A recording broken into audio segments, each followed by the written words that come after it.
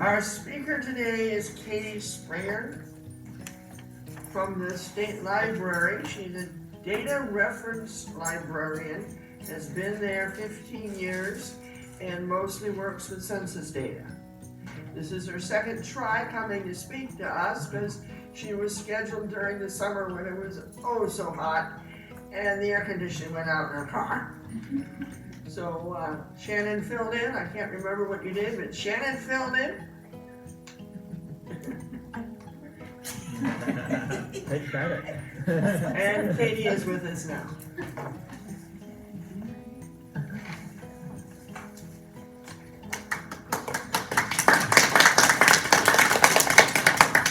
Okay, can everybody see the slides okay from where you are? Okay, thank you for your patience, especially in that I wasn't able to make it last year when the census records actually were released. But I'm very happy to be here with you today. I don't think your mic is working. Okay. Testing, 1, 2, 3. Can you hear me now? Okay. Well, I want to welcome you to Swinging into the 1950s, a spirited look at the release of the 1950 census records by the National Archives and Records Administration. I'm going to go and get the mouse so that I can actually click through the slides. Luckily, it has a long enough cord that it will reach all the way.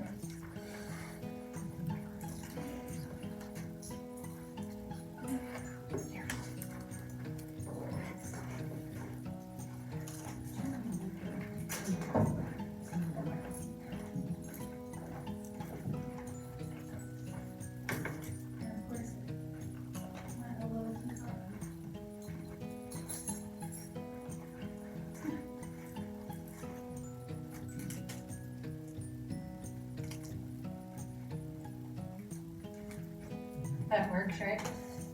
Sort of. So I'm happy to tell you that the records release was almost exactly 1 year ago.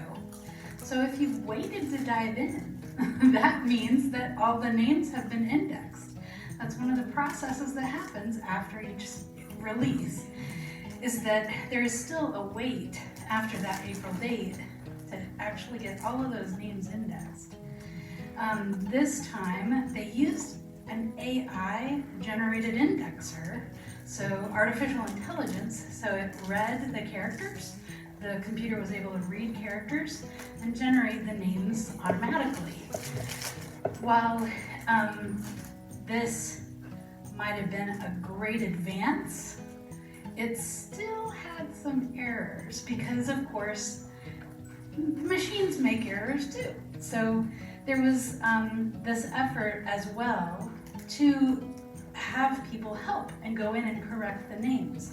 And since if you've waited a little longer than most people, you actually got a bonus that a lot of people have helped already in correcting a lot of those errors. So the names, for the most part, are correctly indexed, and you can dive in when you'd like to. So today I'm here to help you gather a bit of information about the time period and give you a little bit of context for what you'll find in these records. I can also help you once you're ready to dive in. First, let's take a moment and we're going to travel back in time to the 1950s in Indianapolis, where I traveled from today. The United States had entered the end of the swing era of the 30s and 40s, also known as the Big Band era, and echoes of those sounds could still be heard on Indiana Avenue not far from the State House. World War II had recently ended, and the GIs were creating families, resulting in the first years of the baby boom. Also, the Cold War had just begun, and TV was becoming a major source for news and entertainment. In terms of the political landscape, Harry S. Truman was president, and Thurgood Marshall was becoming a top lawyer, winning many cases against segregation, which set the stage for the role of the NAACP in the American Civil Rights Movement.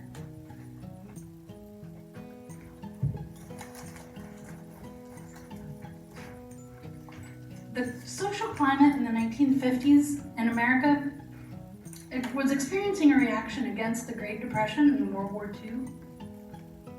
So there was a steep rise in consumerism.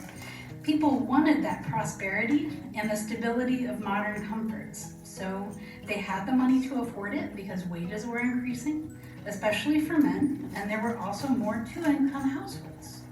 After so much scrimping and saving from the previous years, people wanted to spend their money, and they did, especially on new cars, as seen in the slide in back of me. That's a Studebaker, made in South Bend, and new houses and new technology. But as you can see, new technology is not always as advanced as we want it to be. Following our national prosperity, Indianapolis was a city ready for business at the beginning of the decade. Bartenders at George's on Indiana Avenue were busy fixing drinks for a newly desegregated crowd. On the left, we have a photo of Indianapolis Power and Light. This was shown downtown, and I know you can't see it in the photo, and I can barely see it on my handout, but around the corners, there are what some of these might be a little familiar to you: Gilman's Shoes, Florsheim Shoe Store, and familiar Hookstrucks, and Adam Hats. And this photo is from the Indiana album Ray Hinn's collection from 1950. At the bottom right, we have a downtown Indianapolis looking east on Washington Street photo showing Vonnegut's Hardware, Kurt Vonnegut fame, and Hogg's Grocery, that's H-A-A-G, Frank's Furniture, and a big building top sign for Royal Crown RC Cola.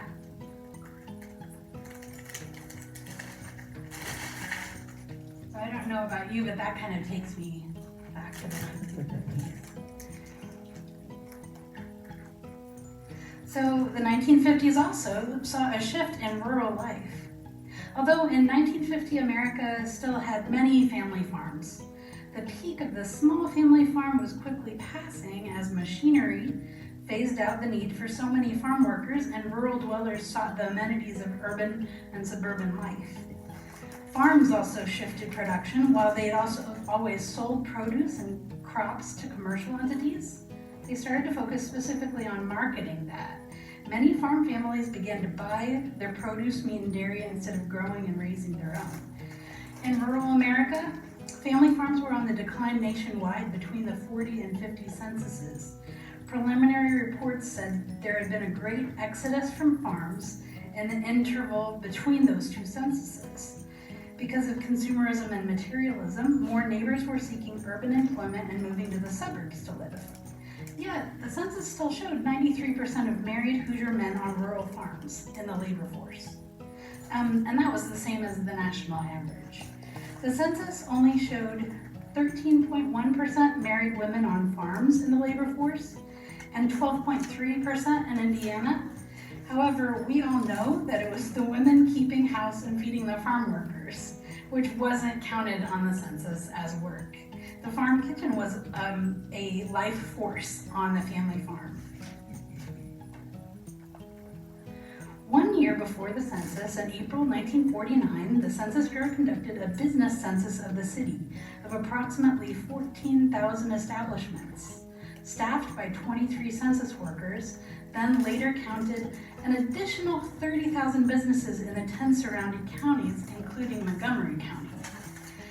The caption to this particular news story was, "A census taker in the making, Robert Burns, 2457 North New Jersey Street, seated, gets instructions from Carl Eggert, chief interviewer with the Indianapolis office of the Census Bureau.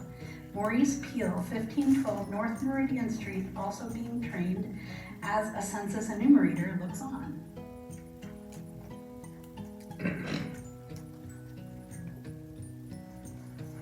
In April of 1949, the Indianapolis Star ran an article about the Census Bureau's dress rehearsal for the 1950 census. They still do a dress rehearsal today, and that's what they call it. Mentioning that practice drills were held in rural Indiana and the dress rehearsal's use of RFD, or Rural Free Delivery Boxes, to distribute 6 million self-response forms across the nation. So in this dress rehearsal, they used a technique called the self-response. Instead of going door to door to door, it was that they mailed out and then the people mailed them back. And that technique has continued through the years, and in fact, in our last census, in the 2020 census, it was purely self-response, except for anybody that didn't reply. So with the advent of using computers, they were able to have people self-respond using computers and mail, and the entire thing is done self-response now. So that's a picture of a rural free delivery carrier, horse and wagon in Greenfield, Indiana. What's the year on that? That is 1949. Let me double check because I have that. I couldn't read it. Yeah, the article is from April 13, 1949. And that rural free delivery carrier, you know, I don't have a date on that. I'll have to check. On the, There is. Does that say RFD? It just says, yeah, it does. It just says RFD, but About the turn of the century, RFD became. it may be earlier than the I would 40s say that I have that. before the automobile. So it's just a demonstration of what RFD was. Right, exactly. Across the nation, a total of 142,962 census enumerators kept themselves prepared with guides like this 1947 Handbook for Enumerators, which provided pointers, including one that stated, "Keep the respondents talking about the subject of the survey. This is not always easy, and many times you will have to find a way to break off lengthy remarks about other matters. Some ways of doing this are to say, 'That is an interesting piece of information. Now I would like to have you tell me about the kind of work your son does,' or 'It is interesting to have your opinion on that subject. Now I would like to know what plans you have for buying or building a house within the coming year.'" So that kind of instruction really was detailed in these guides. They told enumerators exactly how to behave during the interviews. The reference manual contained detailed advice on certain questions to ensure accurate enumeration. Item 38 on the 1950 questionnaire included a question for women: the number of children ever born. Enumerators were instructed not to include adopted children or stepchildren, with the exception that the biological mother would report, with the expectation that a biological mother would report all children born in their lifetime. So we speculate that this probably led to some inaccuracy in reporting children, because there was probably a lot of overlap in just people's stories about their lives. So finally, on April 1st, 1950, enumeration began across the country. On April 4th, an issue of the Terre Haute Tribune reported that the city was cooperating with census takers, and there were few complaints, adding that all inquiries are answered with the strictest confidence and that severe penalties are enacted if the employees disobey the law and divulge information. Now, that might sound a little severe, but this is actually federal law, and the Census Bureau takes it very seriously and always has. That in any instance where a Census Bureau employee is taking information from a family or a family member, they are sworn to secrecy, and they are supposed to keep all of that information and data within the records of the Census Bureau, and that's it. So the Logansport Pharos Tribune reported that the national count scheduled to end the weekend of May 2nd still had about 18 million people to enumerate. The Midwest had been plagued with bad weather, and the stock of hired enumerators had experienced high turnover. This still happens during census years to this day.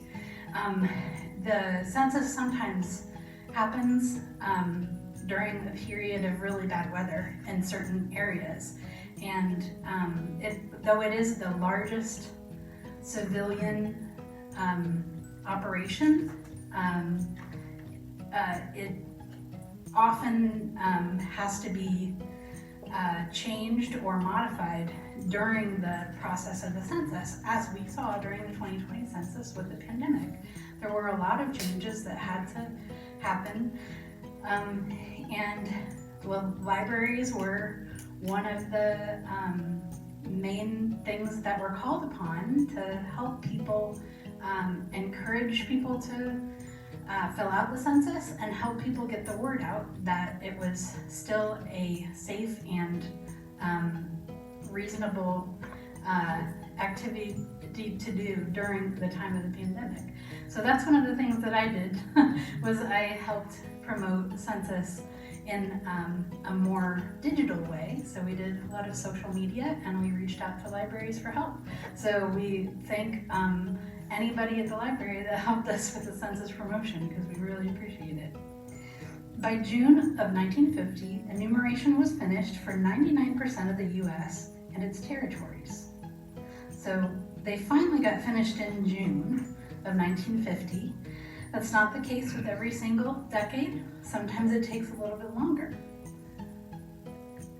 So what exactly is on the 1950 census? While the census was being taken, what did the enumerators ask the respondents? Because the census questions being asked every 10 years do vary from decade to decade, knowing what is asked on a specific census can help you with your census research. So on the 1950 census, each household was asked their house and apartment number, so their address, which is typical for any census, whether the house was on a farm or not, the name, the name of the householder, the role in the householder, the race of the householder and all of the people they've named in the family, including sex, age, marital status, place of birth, and naturalization status for each person named in the household.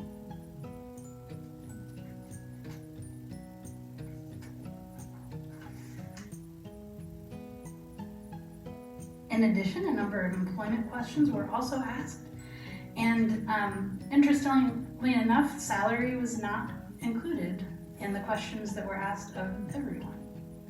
So, did they have a job? The hours that they worked per week, the type of job they had, and what industry it was in.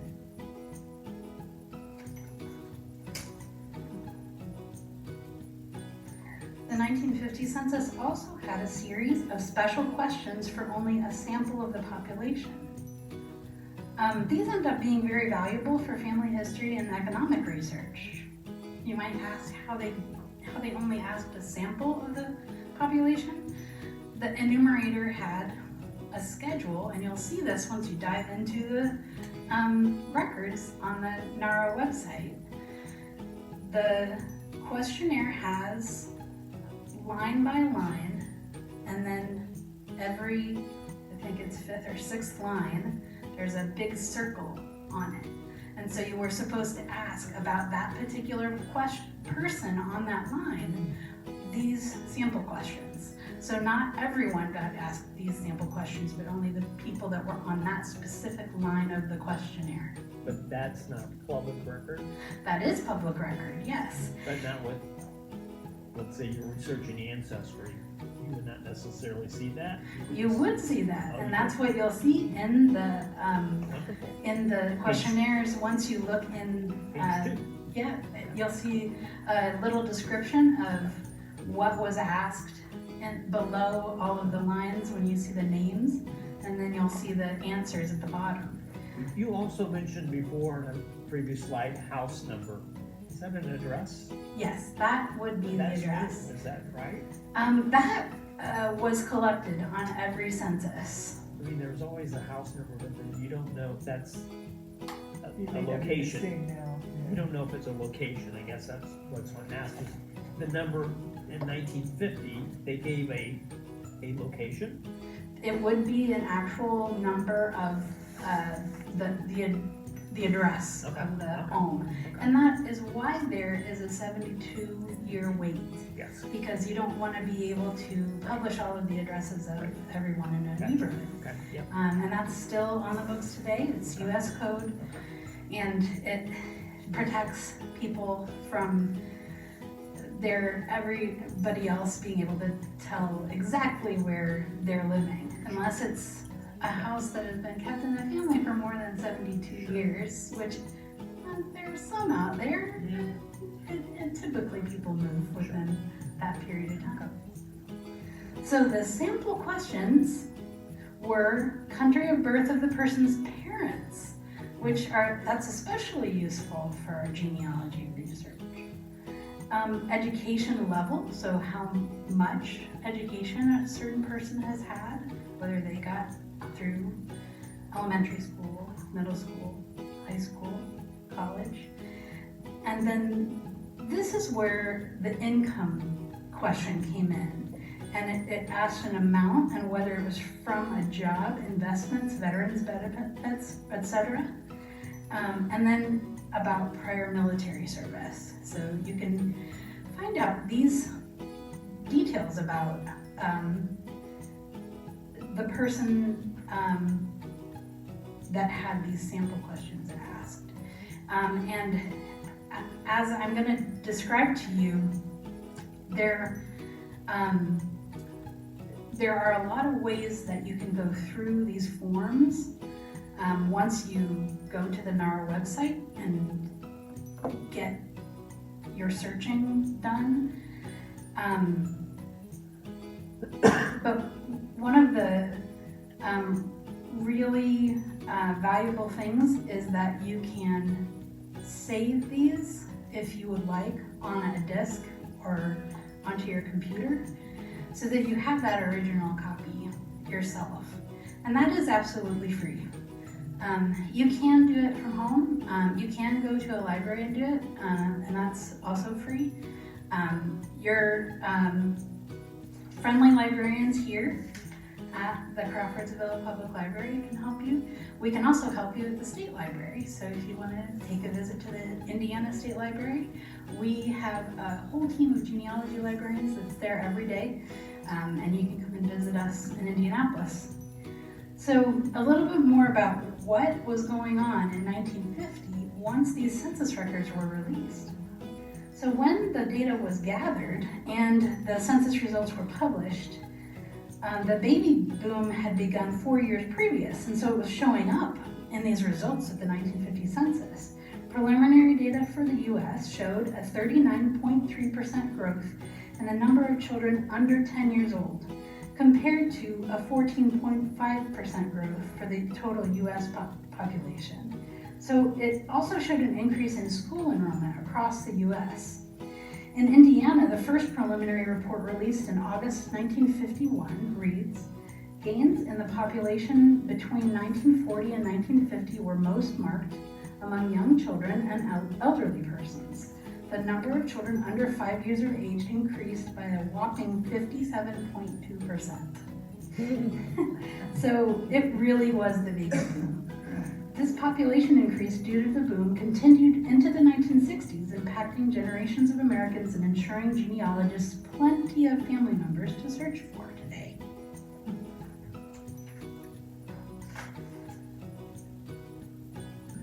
So what were women doing during the census? More women were working than ever, even if they were married and even if they did have kids.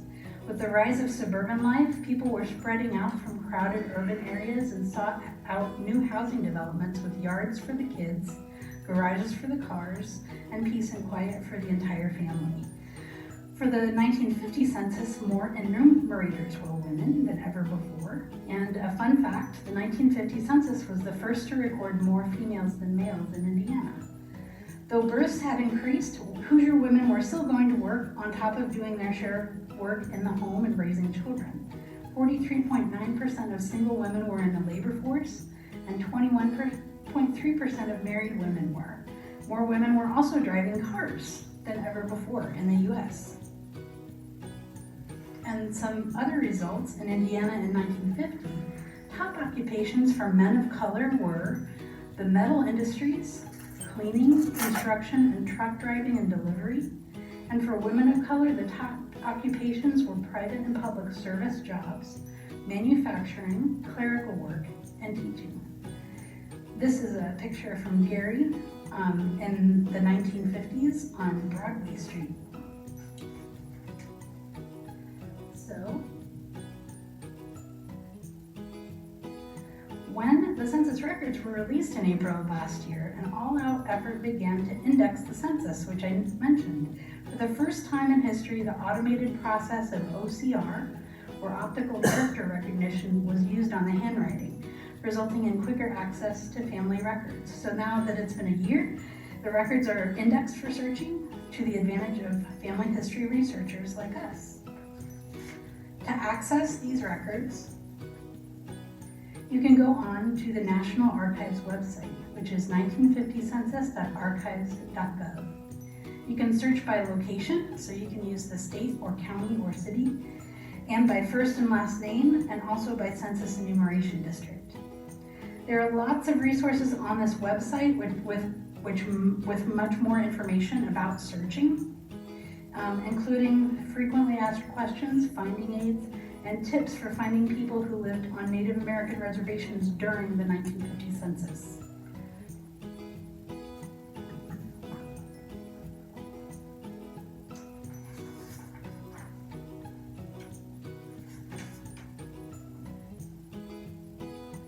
So I've listed here some helpful tools, and I will share these slides with everybody.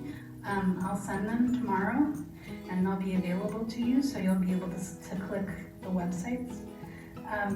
You can access all of these for free, and like I said, we have a wealth of resources available at libraries. So libraries are your best friends when it comes to family history research. You can use the library here, or you can come to the state library and use these tools. Steve Morse is the first one. City directories are also an excellent genealogy tool. The archives website is where the records live.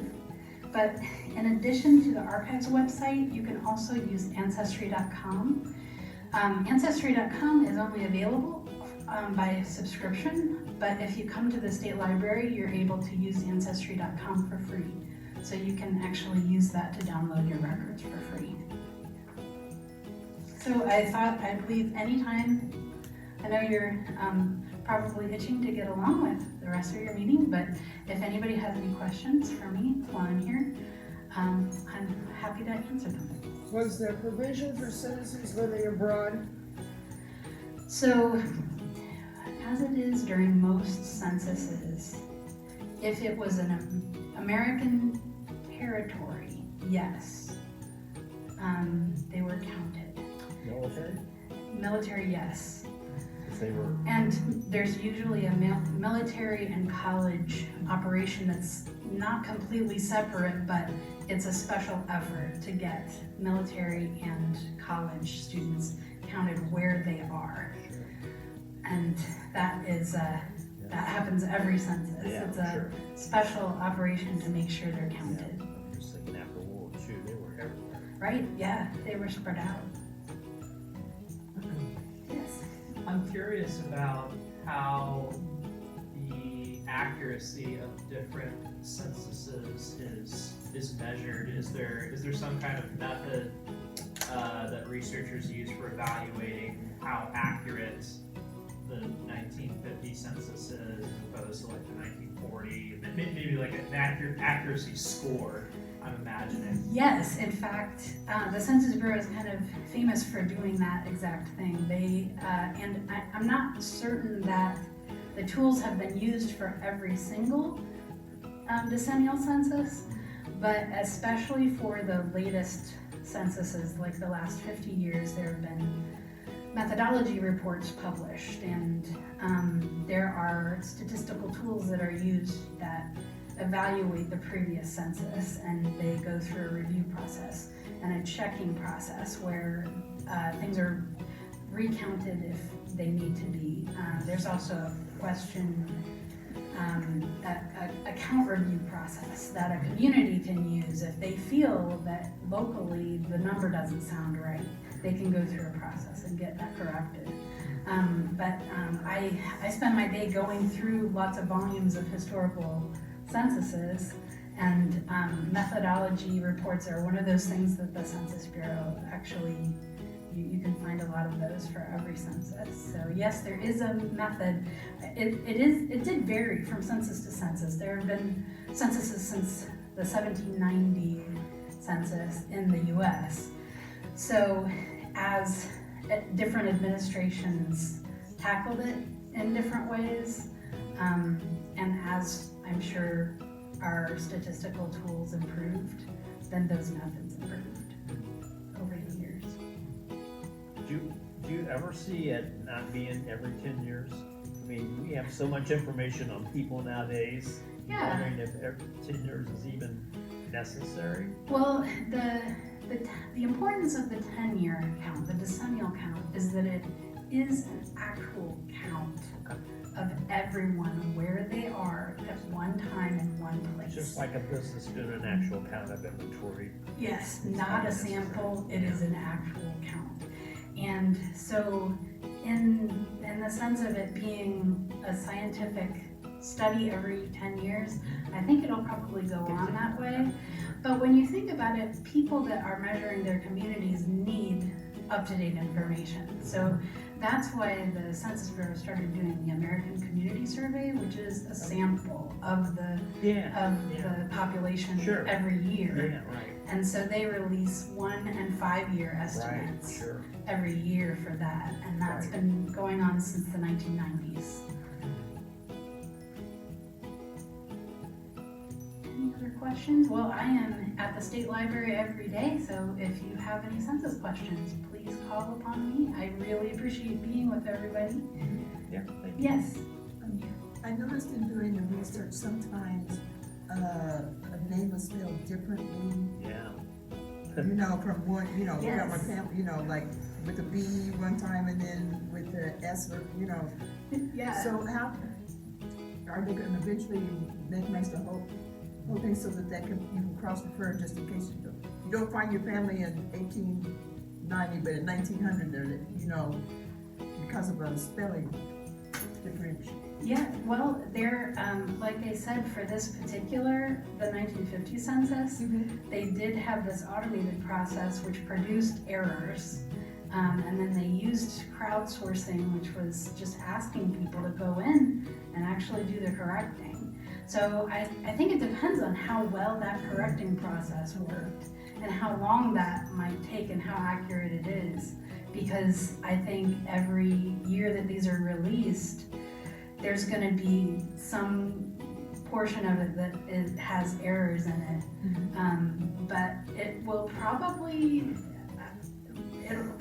still be automated, kind of like it was this time for the 1960 census. They'll use that machine readable process again. But like anything technology based, there's always the possibility of error, so that you need humans to go in and correct those too. So I think it's going to become more of a crowdsourcing process, that people actually, we need people that are citizen scientists or genealogy buffs to actually go in and help correct all those errors, especially if you really know the name of your own family. And So we should turn in the paper something. you actually can do it. Oh, You okay. still can. You can go on the National Archives and Records Administration 1950 site, and there's still a place for you to correct the spelling or submit a correction. What about earlier than? Like previous censuses? Yes, ma'am. I am not sure about that, but I can find out for you and see if there's a process that you can go through to get any of those corrections made in previous censuses. I know there's a part for that in Ancestry where you can make the correction. But Yeah, so does the NARA doesn't take the hint from ancestry? is? I'm not sure. It depends on what resources they have to accept those corrections and make Okay, them. because I So know, Ancestry might have I know more in resources. ancestry, to yeah, do you can make a change where if you see it says Tennessee, but it's supposed to be Indiana, you can change all of those that. Yeah, aspects of the. I mean, they're getting a lot out of us doing the correcting Yeah. for them, yeah. I think I would give you the project of recreating the 1890 census. Okay. From genealogists that have gathered the Oh, wouldn't that information be great? and submitting that, and then putting that all together, and then we don't Yeah. have this void. Yeah, that would be so nice. Yeah, Now, the 1950 census too, it also has where it shows that the person lived at the same property in 1935. Right, yeah. right, And also, you can search it by location, yes, district numbers. yeah, the And sometimes you enumeration. include that district, the ward, and you find your mistakes. Yeah. Thank you very much for joining me, and I wish you well in your genealogy. It's a really fun way to do research. It's a very personal way to do research, and it kind of never ends too. So, good luck on your research journey.